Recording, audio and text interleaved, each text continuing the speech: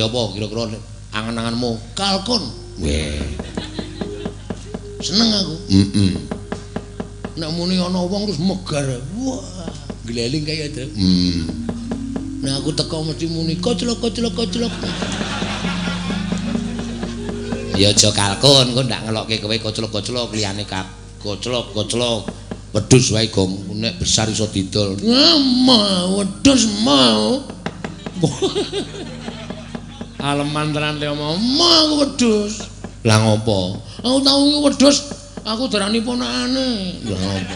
Nyelok aku lek ngono. Anggere liwat kandang lek. Kapan aku ra biro anu dulurmu kok lalik-lalik. Suwuke iki nganggo doteng brengok ngene lho dadi ketok gumyah. Kuwi jenenge suruk grupak kok. Suwuk grupak. Suwuk grupak. Suwuk grupak. Ayo kanca ngayahi karyan ning praja kene gugur gunung tandang gawe sayo-sayo rukun bebarengan ro kancane lila lan wa kanggo mulyaning negara cira lupat maju papat diulang-ulang akeh mesti enggal rampunge olopes kontol baris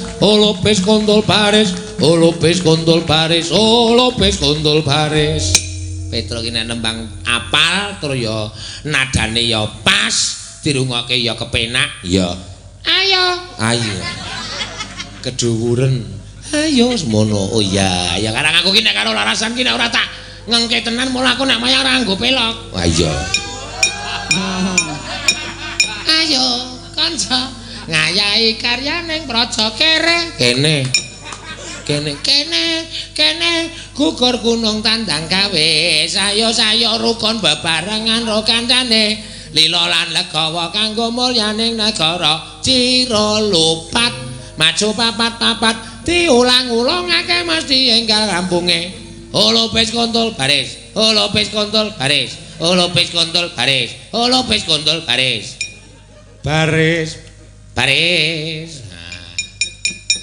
kompak kuwi wajib diapal mergo kuwi tembang kegotong royongan kerukunan keguyub rukunan. Mbak ayo Kong kowe iki ya nembang ora meneng kae. Nirokke Petro.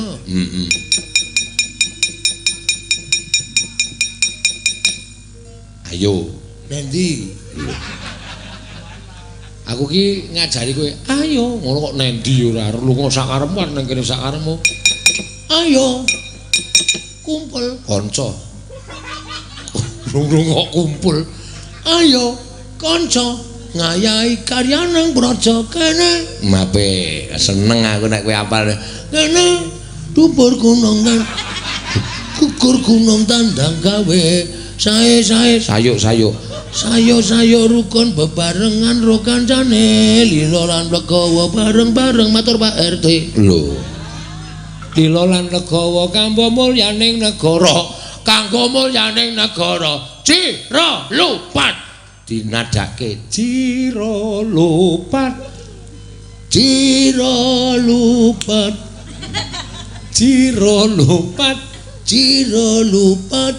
pat kurang sithik kok. Kurang sithik. Iki lagi berusaha terus.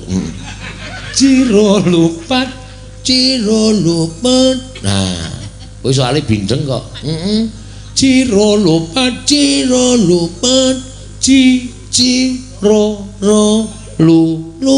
Wah, kuwi. Cira lupat. Maju telu papat.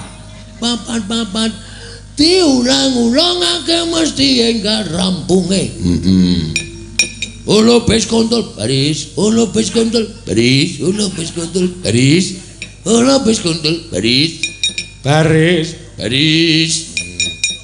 Apik tenan. Ya wis ya. Ya. Kuwi karaku ki ndek gawean ora mung sapenake dhewe.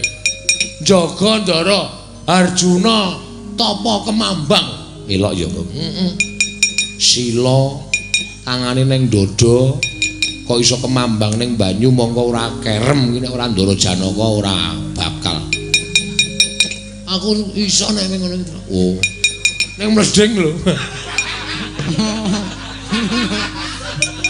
Ora kemambang, ora silem yo antro asu. Oh, topo kok mleding iki cara ngendi? Wah, kala-kali radong ora. Aku ya gumun nek nganggo aji apa ya ambuh kaya. Andra Janaka iso ora kurang kaya. Apa-apa iso. Aja kok topo kemambang, Gong. Sing jeneng Ndara Janaka topo ning lemah sekilan ora ngambah. Lemah kuwi iso kok. Masa? Kaya mabur kae. Wah, piye nek Ndara Janaka ora iso. Mula ayo ndang ditileki nek nganti eneng apa-apa.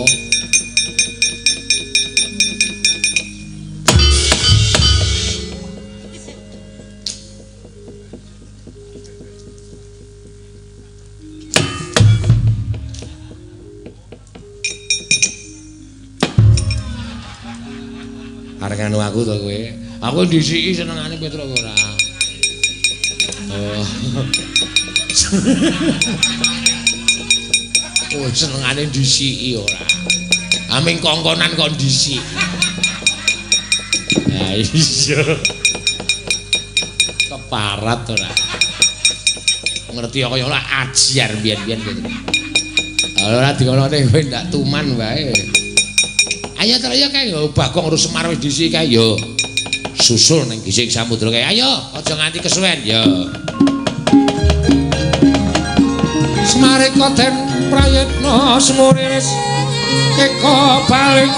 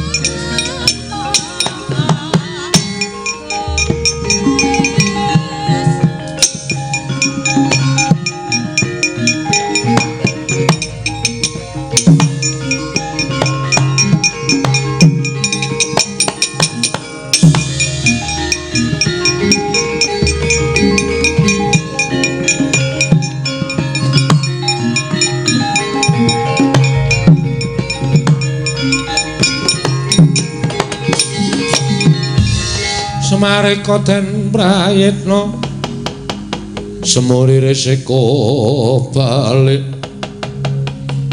Titiyane gandayane trisanya purnama sasi.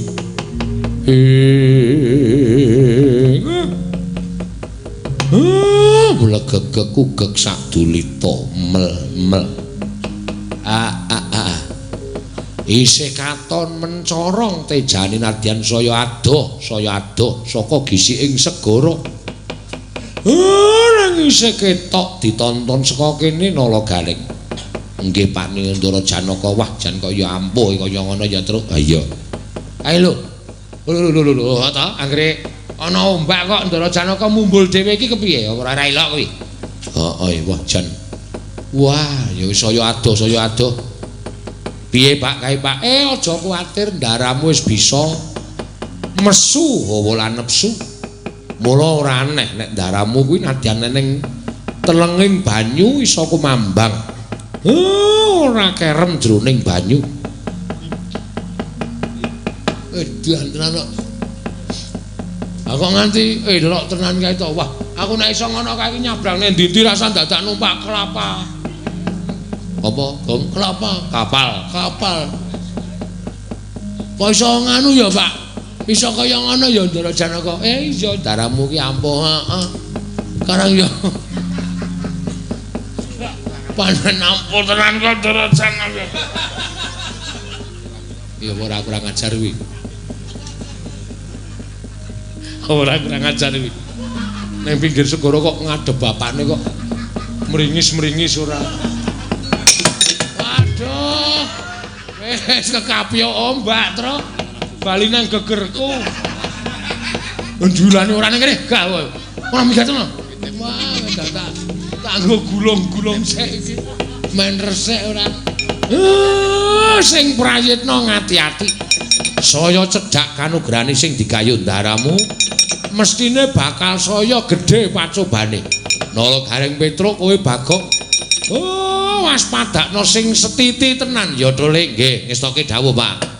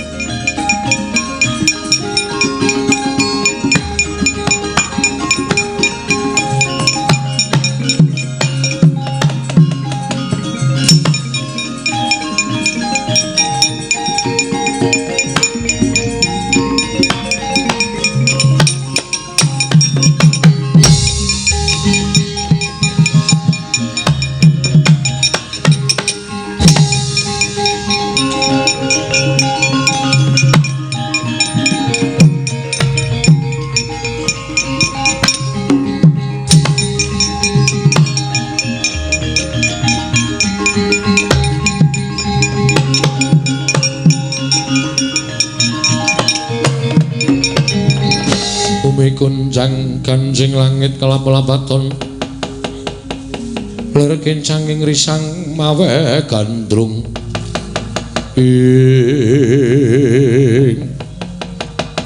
kumambang nitih lembuhan dini sang dewa srani nalika semanten ngestu padha dawing Kang Rama Sang Hyang Jagat Girinata miwah ingkang ibu nenggih Sang Pandya Bathari Durga ing cipta sanggaya wahyu purbaning rat sakala saya cedhak anyaketi papaning Sang Arjuna nggene pola lampah tapa kemambang sigra musti pusaka jemparing paringanipun ingkang ibu nenggih Sang Pandya Bathari Durga nalika semanten lumepas punang jemparing kenging dadaning Sang Arjuna untal kaprapal kendang kapracondang dawah gisi ing samudra geger sang ya para-para kawan wau.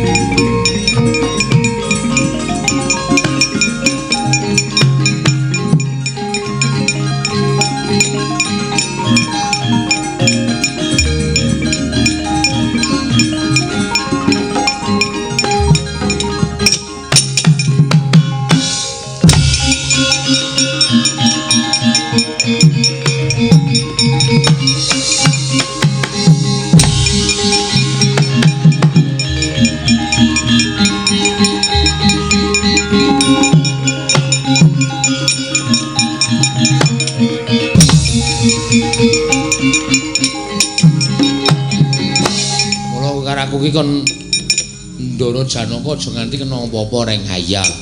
Kowe karo aku kudu mubeng gisik segara supaya Ndara Janaka le tapa nggayuh kanugrahan iki supaya iso lho. Den kenging apa Ndara? Wah, mer. Walah jan wis kena apa iki, Ndara?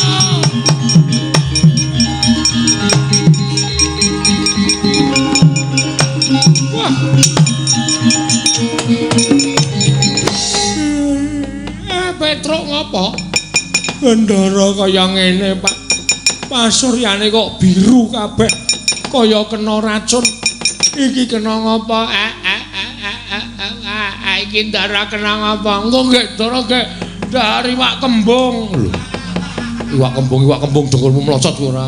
Kuwi kan beracun, Truk. Nang segara kan iwak kan ora enak kabeh. Iwak kan beracun kabeh. Dadi aja nganti ngawur mangan iwak racun. Iki omong apa iki ora? Mbok menawa Ndara keracunan. Ora bakal lakon Ndaramu kok dahar. Buron toya nganti kaya mengkono. Wong Ndaramu iki lagi topo. Iki mesti ana ngopo-opo. Petruk minggir gareng aja tok rungkepi tak deloke kaya ngopo kahanane.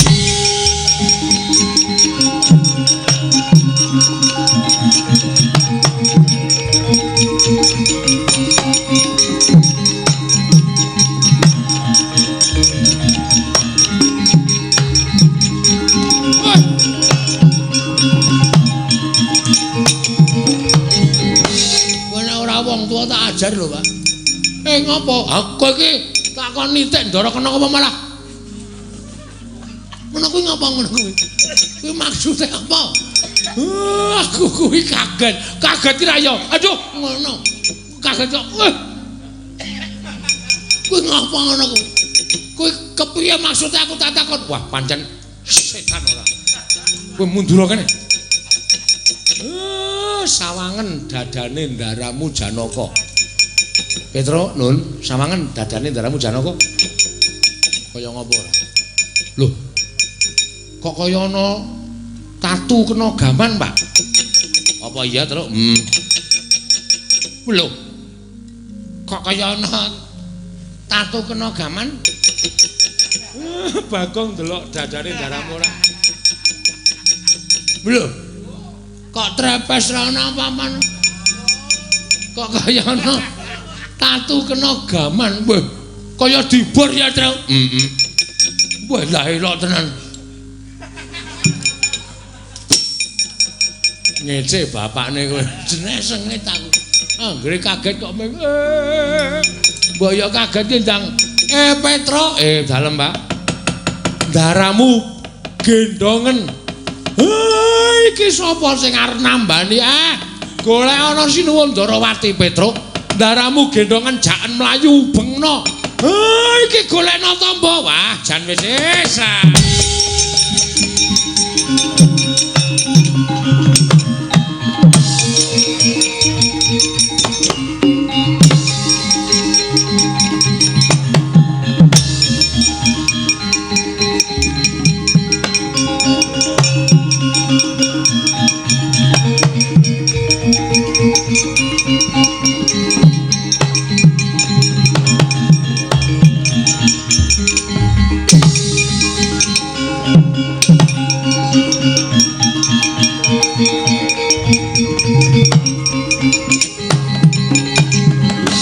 Pramara rek mangusaya ngambreng kati karunaning kaswasih dosang kandha Astratmaja Werkudara.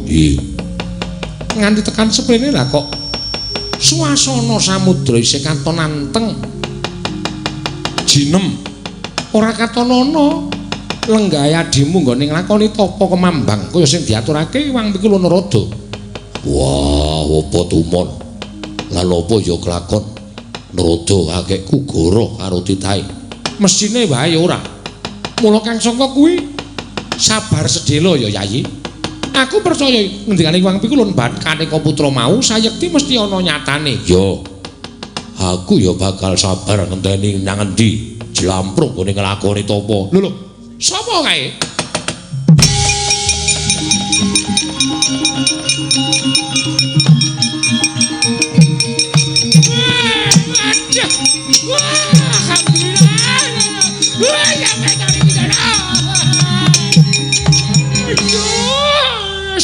Syukur alhamdulillah ya Allah. Seneng banget kula, seneng banget sampeyan teng mriki, seneng banget.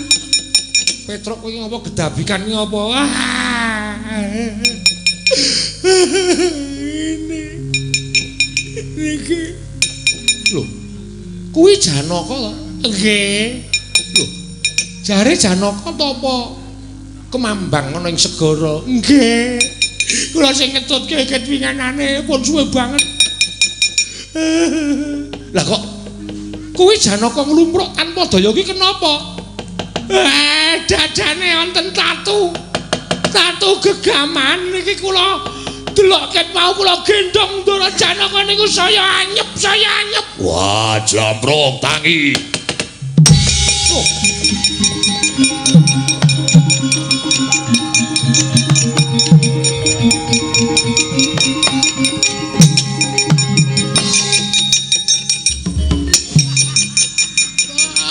Ketingal Sandara. Lho, Bagong nggih.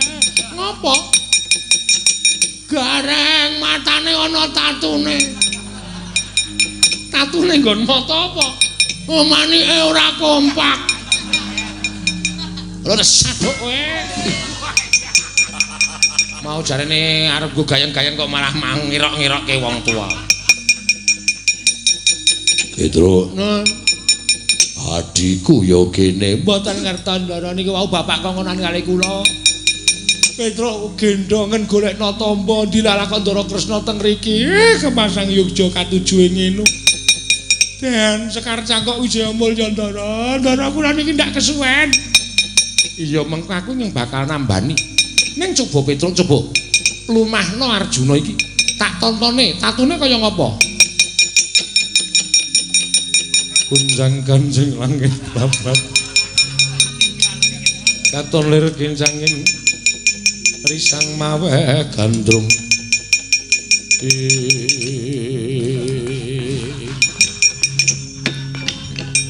ngapa reng kuwi obah kaya nyenggol kakangne nganti cemplung selokane aku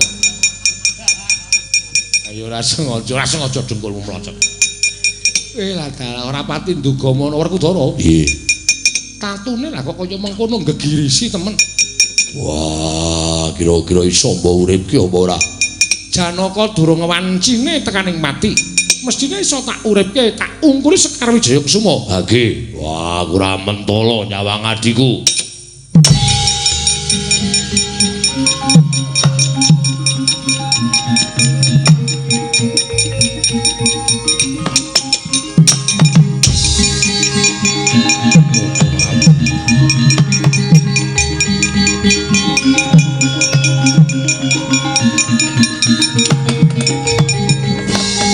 Arjuna wonten paring adhawu.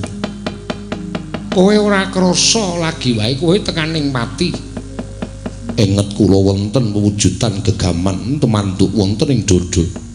Sengkel mboten saged unjal napas. Tumunten kula kendhang kapracundhang kontal kaprapal dumugi mriki. Mboten mriki mrika. Lah kok aku iso tekan kene? Nek ora ana aku sapa sing gendong? Nameng batur-batur ringkih-ringkih ngene iki sini. Kowe gendong aku Petro. Sampeyan niku kula niku labuhan kula niku gedhe karo sampeyan. Iya, matur nuwun. Hah? Matur nuwun. Piye kowe? Meng matur nuwun. Arepmu ngapa arepmu? Ha paling ora ya pira to pira. Nek aku entuk 50 kowe 10. Kula apa? Kula glinding ya. Kowe kerep ngapusi kok aneh-aneh ora. Petro, Nun. Kowe jaga Janaka ta apa iki mau bapakmu apa ora? Kali bapak kula. Lah bapakmu nek ndi? Lah nika mriko. Kon rene. Nggih. Minggiro. Tenjang. Ora kejem-kejem terus. Kowe ki ora eksis kowe susah ngene. Pincang kira. Timbali. So, iki.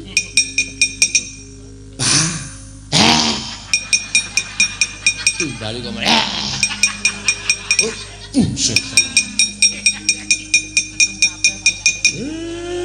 Kula wonten dawuh Ndara. Semar, kula. Kowe sing ngerti marang lelakon iki mestine kudu iso nyeritake, nggih. lumaraping pusaka. Ah, kula niku jane wis ngerti. Ning pancen kula singetake. Merga sing ngembari sedyane Ndara Janaka niku kejaba rale kejaba mung tiyang sing sajake mboten seneng kali Ndara Janaka, nggayuh wahyu purbaning rat lan ing jagat lan curing bawana. Lah ya sapa Semar? Mboten sah kula ajeng matur sing cetha ning sampeyan mestine wis tanggap lan sasmita. Terus kudu piye? Awi. Sapa sing iso jegur telenging segara, iso tekan tengah, bakal ngawruhi kanan saknyatane. Perkudara. Yo.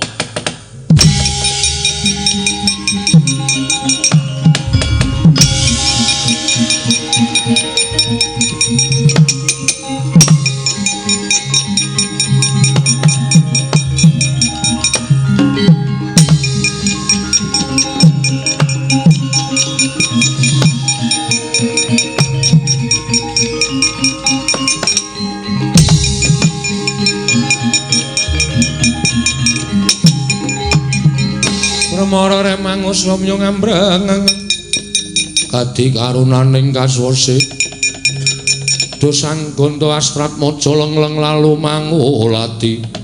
Petro, nun aku didhawuhi karo Kresna supaya jegur telenging segara. Nitik sapa sing tumindak ala karo Janaka ning tengah segara. Ngatos-atos lho niki segarane jero tenan. Yo, aku ora wedi mati. Hak jegurane segara Petro. Nggih, ning atos-atos lho, Ndara. Yo.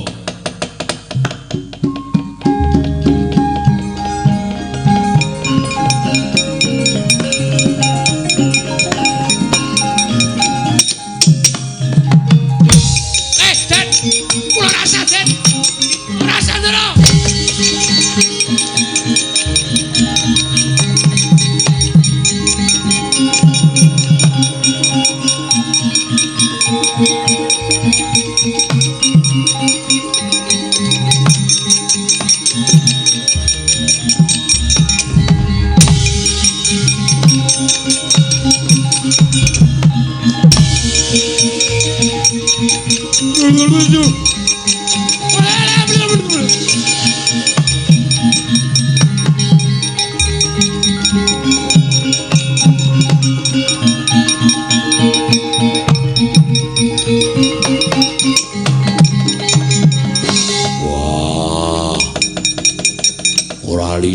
Ujaring wong daplok ora bangling. Wah, Dewa Srani sing tumindak ala karo adiku. Wah, kandhake depol.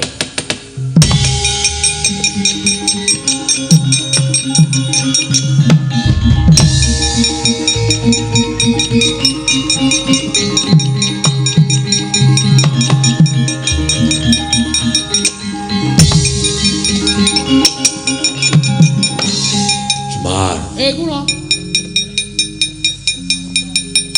sing topo ning tengah segara ora pangling anake Bathara Guru Dewa Srani. Lah nek ngedapi-dapi timen Dewa Srani kok iso kemambang teng-tengahing segara? Nitih Lembu Andini. Wah, mangku kudu ting jemparing murup sak obor. Wah, setan ratatanan. Yo. Anak kula Petruk wau manjak. Wah, katut. Katut apa mang sikep? Pak.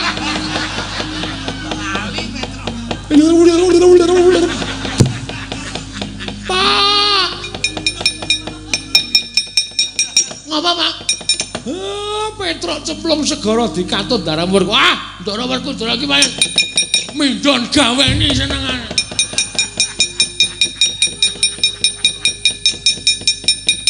Apa Bagong iso nglangi? Mboten. Kaenggo sing kali rak wong loro malah. Wah, werna-werna wae.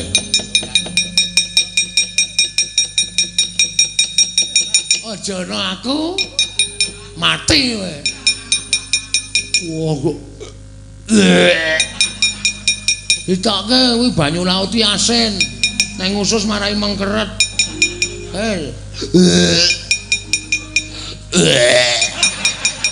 Lah kowe ya kelelep kok.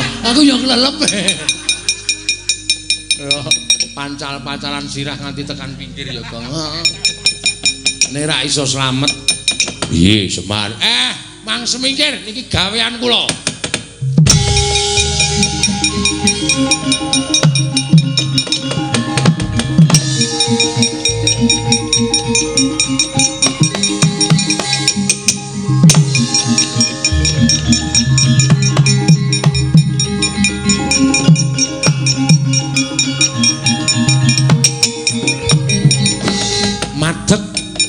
Lurah Semar Badranaya nalika semanten Angrantam Jaya Kawijayan eling-eling titising Sang Hyang Bathara Ismaya mila tanana mokal lamun dupi manjing telenging samudra kumambang tanpa beda Raden Janaka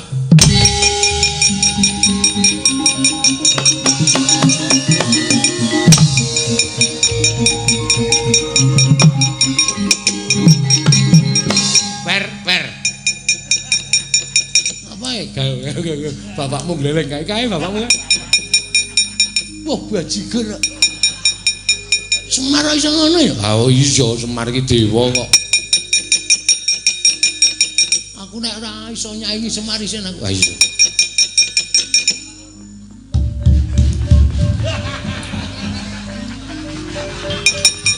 Piye, Gong? Lelep. Kelelep kok gleleng. Ora iso kemambang aku, Mar. Ngati-ati ya, Mar. Wadan. Jaringke urang. Lho. Wong bapakne ning Trasgara jaringke urang. Enak manut, Tru. Ah iya ning. Semar ki arep ngrampungi perkara ora golek iwak. Wah iya. Heeh. Tunggu kene wae, Kong. Heeh.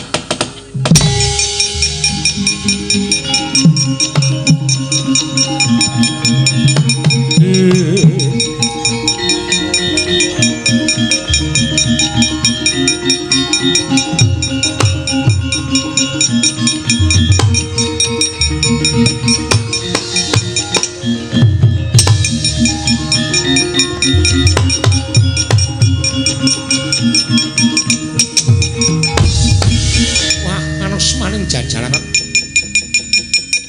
wis tak arantam jroning pikiranku sarta jroning penggaliku yen Kakang Janaka napa pusaka tekaning pati mesti abdi-abdine ora trima dalah ora lidha ujane wong daplok Semar Badranaya Kakang Semar Badranaya mlaku ning dhuwuring banyu sajake bakal mrepeke karo papaning Dewa Srani tiban pusaka jeblok diadamu paratke.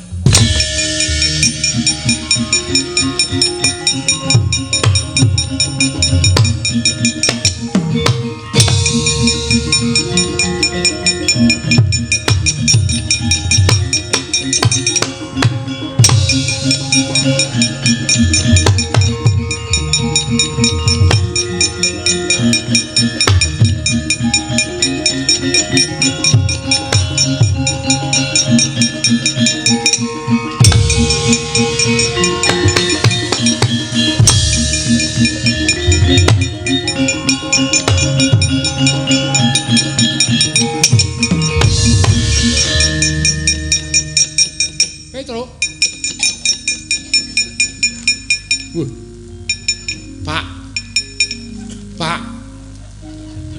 Aduh. Pak. Oh. Gong.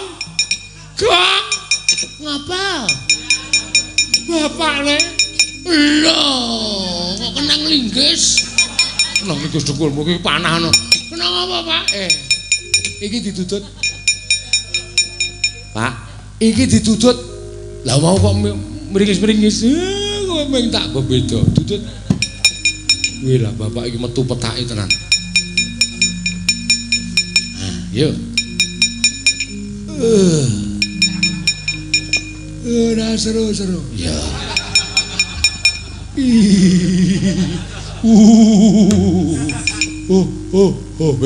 Petro, pucukane jendol, Petro. Alon-alon. Ha! Yuk mati bleseke. Petro nggo dolanan wong tuwa. Iki kene panah. Nggo dolanan modasmu. Ora, bapak iku sambate kaya aku mesake. Bagong jabut. Woi!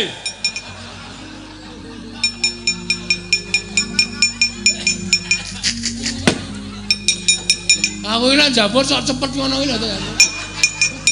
Sok kaget. Wong sok kaget.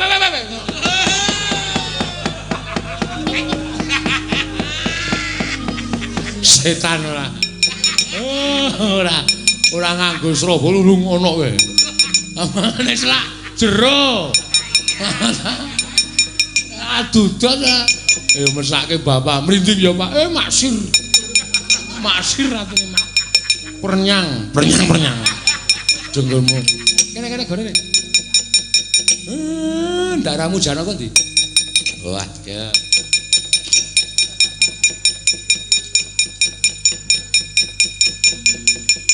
Niki pusaka sing ngenengi dodo sampeyan. Iya. Niki mang balekke nika Dewa Srani numpak Lembu Andini. Iya. Mang balekke mriko. Ning aja mangkenake Dewa Srani.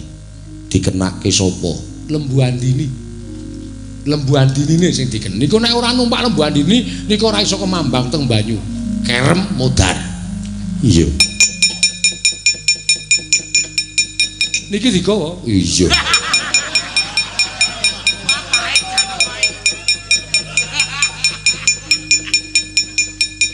Arep manah kok ora nggawa panah.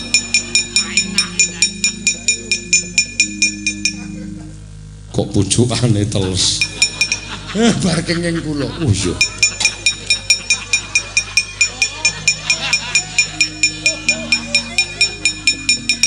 Tak panahi saka. Nggih, ngatos-atos, Dik. Lembu Andinine lho, Den. Iya.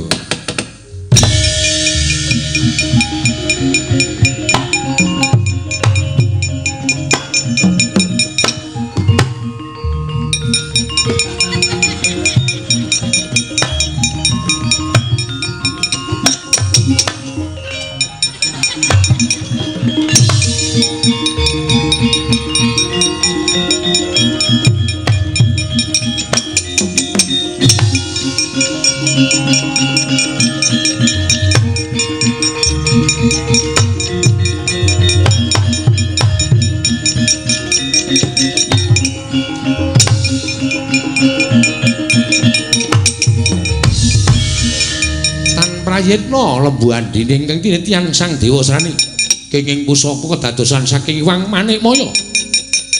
Kenging mestakaning Lembu Andini kontal punang Lembu Andini prapteng Kayuwangan Suralaya. Pusaka babar Sang Iwang Pikulun Manikmaya. Dewa Srani kerem madyaning samudra tanggap Sang Iwang Pandya Betari Durga.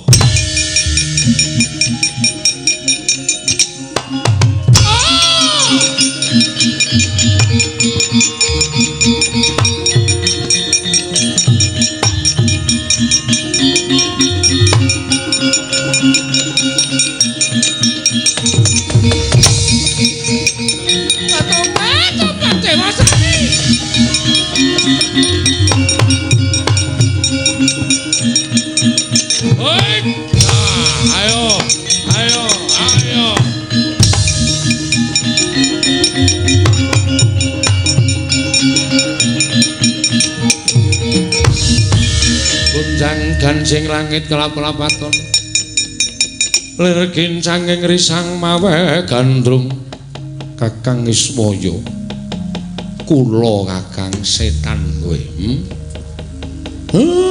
ping pira kowe nuruti karo Durga nuruti karo anakmu nganti kowe mengeng karo jiwaning kadewatan inggih piye bendaraku nganti nek ora ana Sinuwun Ndarawati Ndaraku Janaka wis sirna margalayu merga kena pusaka kedadian saka kowe nggonmu nuruti karo anakmu. Inggih, kula lepat. Lembu Andini mbok paringke ngampil karo Dewa Srani dienggo tapa ngambang ana ing segara. Apa dianggep aku ora ngerti? Ya. Apa dianggep aku ora weruh? Ya.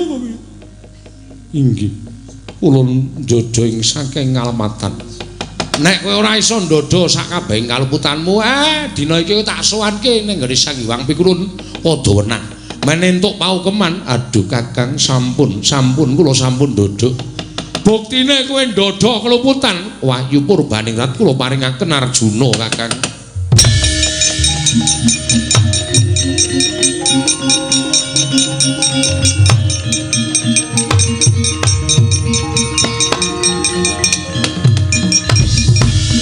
Arjuna kula wonten paringadan. Wis kita tuku kanthi laku prihatin kemambang ning telenging samudra. Kinarya jangkeping wahyu cakraning rat wahyu ning Kanalindran. Kita ulun wisuda minangka dadi lananging jagat lan curing bawana pitataning jalma. Sarana nampa wahyu lananging jagat kang aran Purbaningrat Janaka.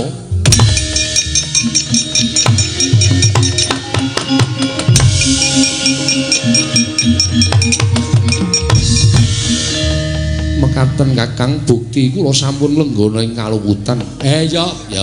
Sesuk meneh iki dipetung. Aja gampang kepilut karo tembunge Durga. Mengko kowe ndak keseluruh dalan sing kleru. Dewa kok sasar susur tumindake. Ora prayoga Manikmaya. Inggih. Wis kana bali ya. Inggih, Kakang kula wangsul wonten ing Suralaya, Kakang.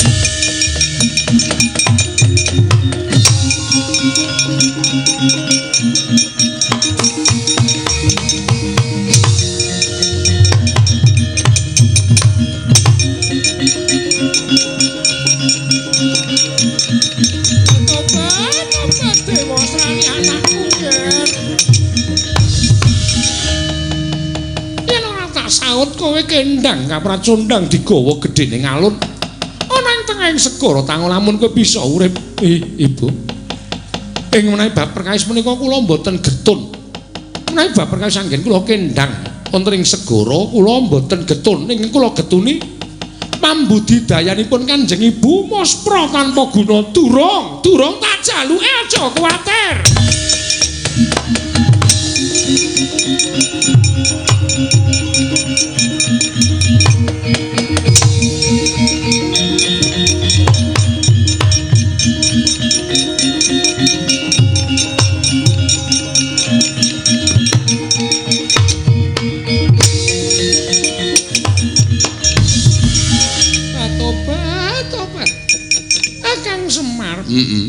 Piye? Arep apa kowe? Inggih. Inggih ngapa? Badhe nyuwun. Mbok ora sembrono. Dereng rampung atur kula. Nganti kaget aku. Badhe nyuwun wahyu Purbaningrat. Itu to maksud lu. Inggih. Inggih, Kakang Semar badhe kula maringaken dhateng pun Dewasrani. Ngerti ora? Mboten. Kose Purbaningrat ditampa dening Ndara Janaka. Ndara Janaka wis resmi dadi lananging jagat lan curing bawana. Merga Ndara Janaka wis kedunungan wahyu cahyaning rat piranganing purba sejati. Inggih. Kakang Sumarane napa dadak melet-melet barang iki ngapa? Ngapa dadak melet-melet? Ayo mulih. Inggih ngestaken dawuh. Anggrik ganggu gawe dulurku sing lenggah nang kene ditelokno aku mbolo geni. Ngestaken mulih. Inggih, Amabur. Inggih. Hop. Aja dhuwur-dhuwur. Inggih, keparengipun menawa.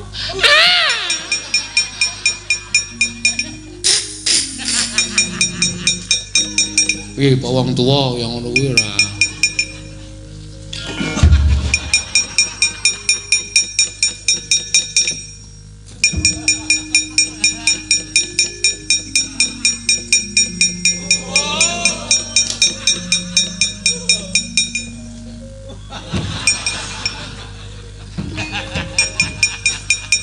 Edian. Gong Sandane. Arep Bedhahi Durga ora? Masa weruh? Weruh. Edian. Bedhahi Durga iki Cobo. Dewa kok suwek. Masa? Jajal jual ra karu-karuan kae. Karete jero nganti ketok kok. Kolore nganti ambyar-ambyare lho kok. Kaya iki wae. Wah, setan ora. Bulgonamu.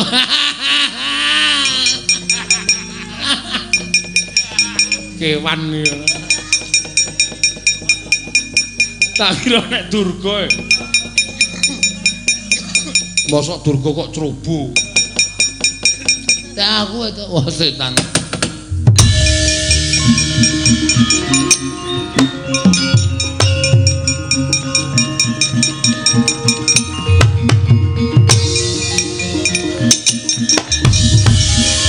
Bali ngger Bali, Ibu. Nang ngaten kula gagal anggenipun bados lananging jagat lan curing bawana. Sesuk mangsa kala ana wayu tak gayuke ning bab iki. Cupeten semene gegayuhan miya Dewasrani trimane kowe karo aku mengko malah kewirangan Bali sewae Dewasrani Bali.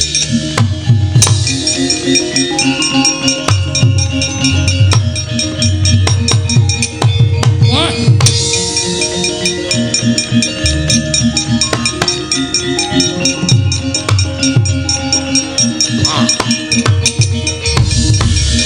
Wah. Ratu Gustiku ora ento wayu hampyak awur-awur. Woi.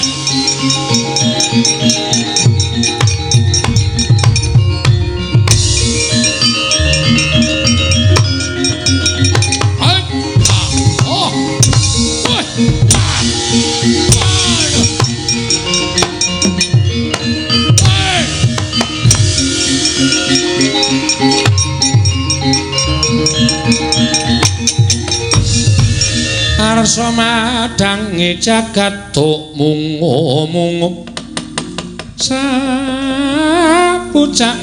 wukir marebak bangsa mirat keneng soroting surya mega lan gunung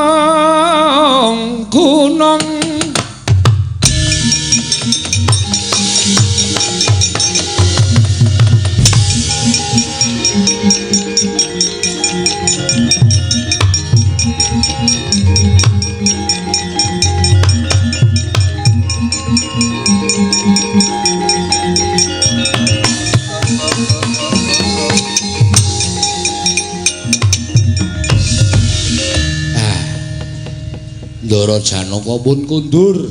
Ya. Pikantuk kanugrahan wahyu purbaningrat wahyu lananging jagat. Ya Semar.